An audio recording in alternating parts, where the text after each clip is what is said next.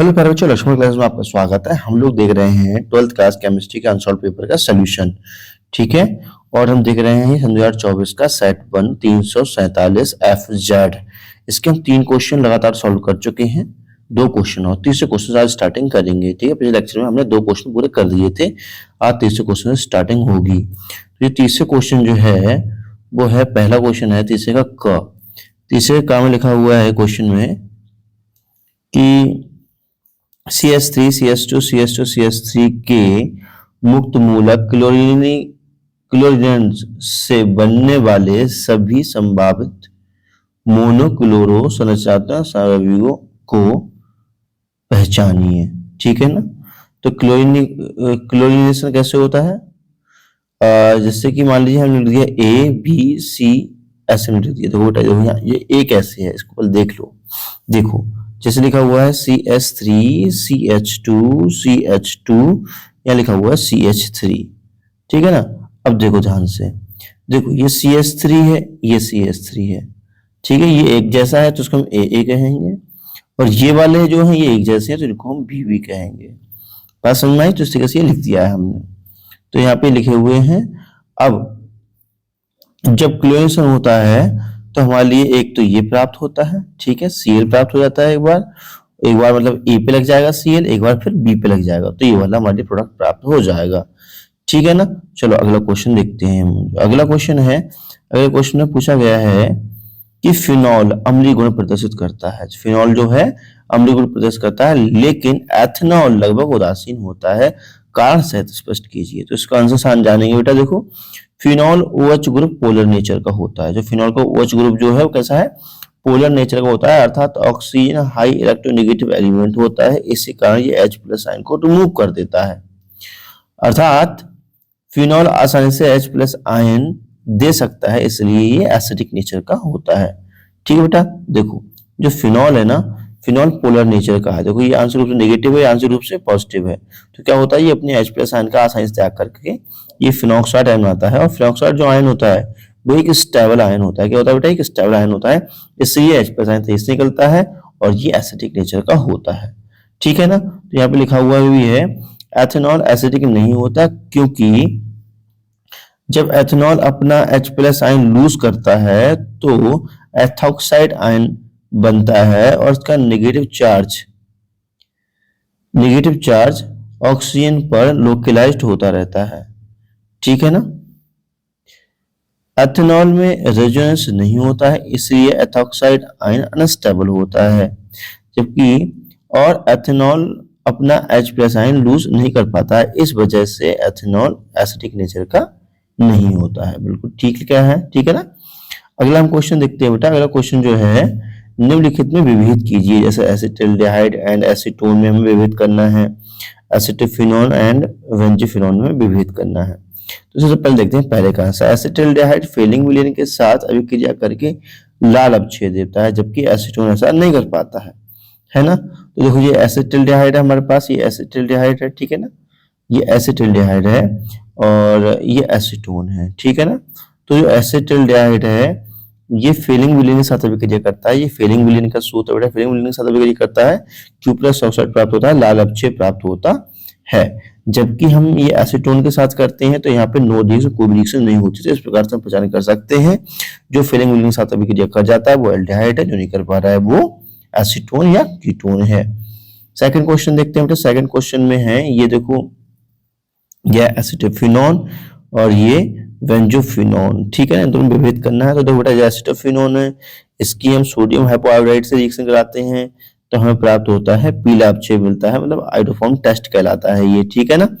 और इसकी क्रिया जो कीटोन है, कीटोन की भी क्रिया करा रहे हैं तो यह कोई रिएक्शन नहीं होती, तो इस प्रकार दोनों हम विभेद कर सकते हैं। ठीक है ना।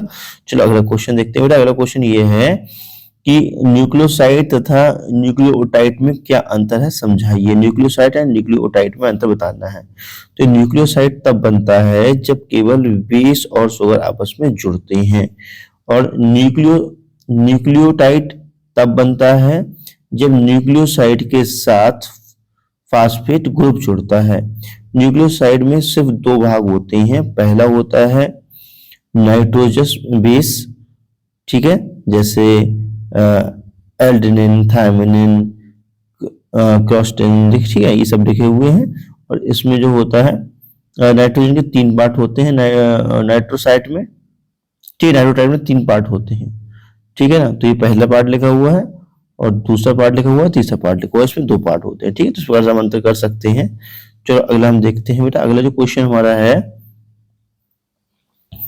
कि क्वेश्चन नंबर 4 है, बिलियन को परिभाषित कीजिए। बिलियन को परिभाषित कीजिए। किसी बिलियन के सांद्रण को कितने प्रकार से व्यक्त कर सकते हैं, समझाइए। तो बिलियन बेटा किसे कहते हैं? 2 या 2 से अधिक पदार्थों के स्वाभाविक मिश्रण को हम बिलियन कहते हैं, ठीक है। अब इसकी वो देख लो, उदाहरण देख लो। जैसे वायु एक सॉल्यूशन है क्योंकि इसमें अनेक गैसों का ये मिश्रण होता है ना। शरबत एक बिलियन है क्योंकि इसमें चीनी और पानी समान रूप से मिले रहते हैं। मिश्र धातुएं एक बिलियन है क्योंकि इनमें अनेक धातुएं समान रूप से मिली रहती हैं। अब आती है आज सांद्रण के प्रकार, ठीक है। तो देखते हैं कौन कौन से होते हैं। देखो, पहला होता है प्रतिशत के रूप में सांद्रता होती है। 100 भाग बिलियन में जितने भाग विलय गुणा होता है उसकी मात्रा को प्रतिशत सांद्रता कहते हैं, ठीक है ना। तो प्रतिशत सांद्रता को हम कई प्रकार से लिख सकते हैं। जैसे हम द्रव्यमान प्रतिशत के रूप में लिख सकते हैं, ठीक है ना। आयतन प्रतिशत के रूप में लिख सकते हैं, ये भी हमने लिखा है पूरा। उसके बाद द्रव्यमान प्रतिशत के रूप में लिख सकते हैं, ये, ठीक है ना। तो इस तरीके से हम इसको कई तरीके से भी लिख सकते हैं। तो ये कई प्रकार से हो गई, ठीक है ना। चलो अगला हम देखते हैं। अगला है, किसी वैद्युत अपघट्य के बिलियन की चालकता एवं मोलर चालकता की परिभाषा दीजिए। सांद्रता के साथ इसमें क्या परिवर्तन होता है, ठीक है ना। जो देखते हैं बेटा, प्रतिरोधक। अब हम देखो क्वेश्चन फिर सुन लो बेटा। क्वेश्चन ये है, किसी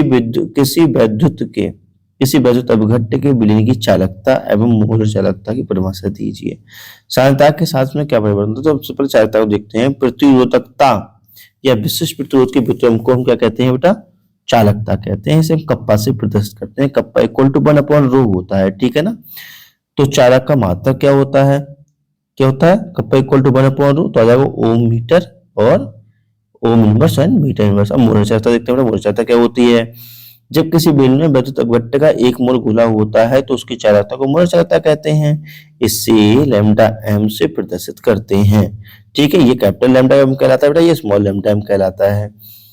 अगला हम पढ़ते हैं, माना किसी बिलियन बी लीटर में 1 मोल वैद्युत अपघट्य घुला हो, तब लैम्डा इक्वल टू क्या हो जाएगा? के बी, ठीक है। ये लैम्डा एम इक्वल टू के, दो बी इक्वल टू क्या होता है? 1/c। तो यहाँ पे 1 मोल की बात करें तो 1/c आ जाएगा।